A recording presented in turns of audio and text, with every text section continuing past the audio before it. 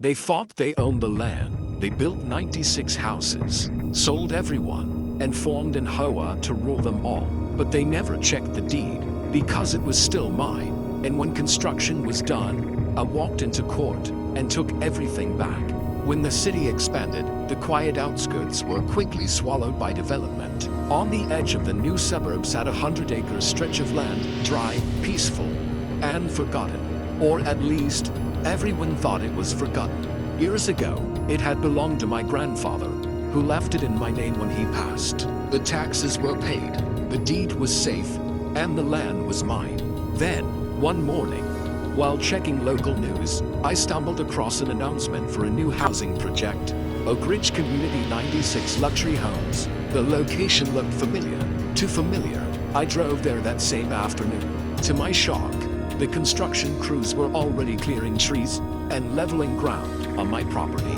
Somehow, the developers had built their project right across my deeded land, assuming it was abandoned or public. They'd registered permits using an incorrect boundary map. Even the HOA, newly formed, had begun advertising homes for sale. My name and claim had been erased from every record except the original physical deed tucked away in my family safe. Instead of confronting them immediately, I waited. I wanted to see how far they'd go.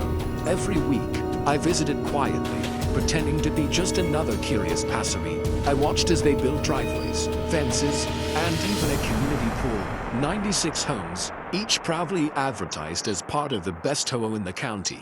I stayed silent, but I was documenting everything. Photos, construction dates, even online listings. They thought they were developing prime real estate, but they were building it on land that legally wasn't theirs. I knew exactly what I was going to do. 2 years passed, and Oak Ridge was a picture-perfect community. Families moved in, lawns were trimmed, and the HOA began collecting fees. Not a soul had any idea they were living on private property owned by someone else. The developer had sold all 96 homes, boasting massive profits, and the HOA had taken full control.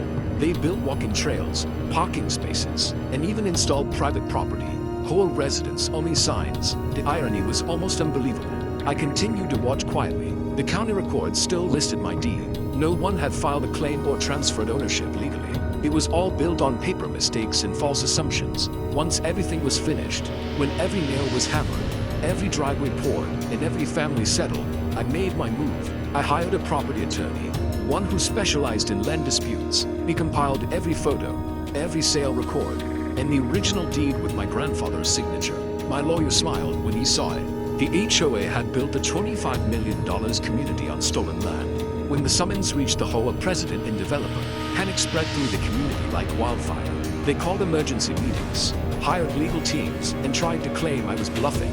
But the county assessor confirmed it. The land legally belonged to me. In court, their lawyers argued for implied ownership and public development rights. My attorney calmly opened the binder and pulled out the original deed, signed, notarized, and never transferred.